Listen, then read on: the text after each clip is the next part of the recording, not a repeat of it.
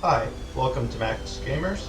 Have you ever been shot down by the SA-15 or SA-19 SAM sites in DCS World?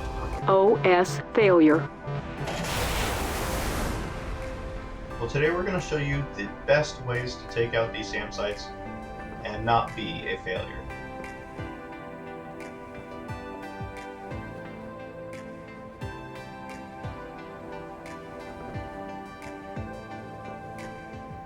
The biggest part of the strategy comes from knowing the SAM site's maximum altitude at which it can fire at an aircraft. And in our case, going against both an SA-19 and an SA-15, we know that that service ceiling is about 20,000 feet, or 6,000 meters.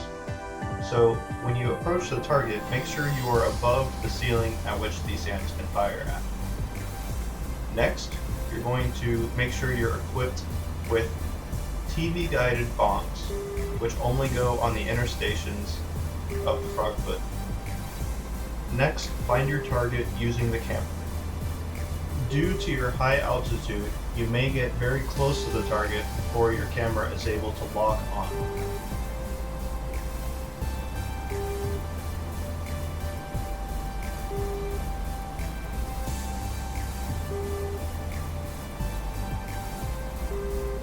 Once you've found your target, you have to wait for both launch authorization and positive lock-on.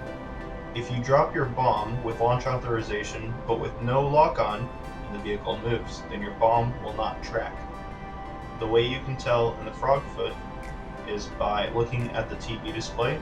Currently where it says KC, that is going to switch to AC.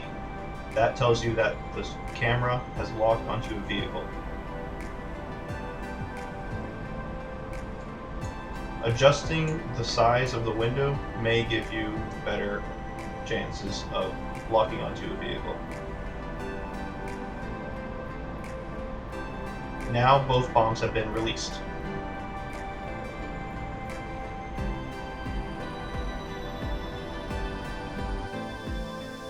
Both of these enemies have the ability to intercept missiles in flight, but they are unable to intercept bombs in flight, which is why these two bombs cannot be shot down by the SA-19 or intercepted with a missile by the SA-15.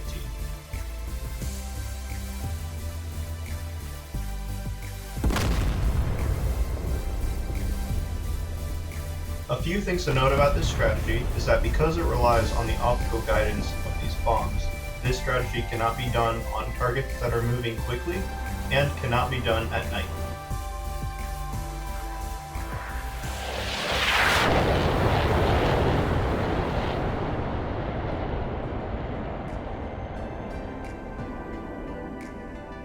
Now let's go over a second strategy that you can use against targets at night or against targets which are moving. This time we're going to use our anti-radiation missiles, the KH-25. This strategy is a lot less effective and more prone to risk of being shot down.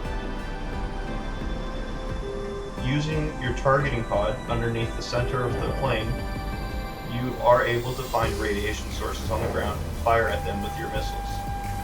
The key is to oversaturate the defenses by throwing as many missiles as possible at the enemy. The SA-15 does have the ability to shoot its own missiles at the missiles that you launch, which means you're not always guaranteed a hit against enemies, especially when there's an SA-15 nearby. The SA-19 also has the ability to shoot cannon fire at incoming projectiles, as it did in this video. The KH-25 anti-radiation missiles are not always accurate either. They can sometimes impact the ground next to the target, or if the target turns off its radar emissions, it can miss entirely. Thank you for watching. In the next video, we will be looking at strategies on defeating the S-300 site.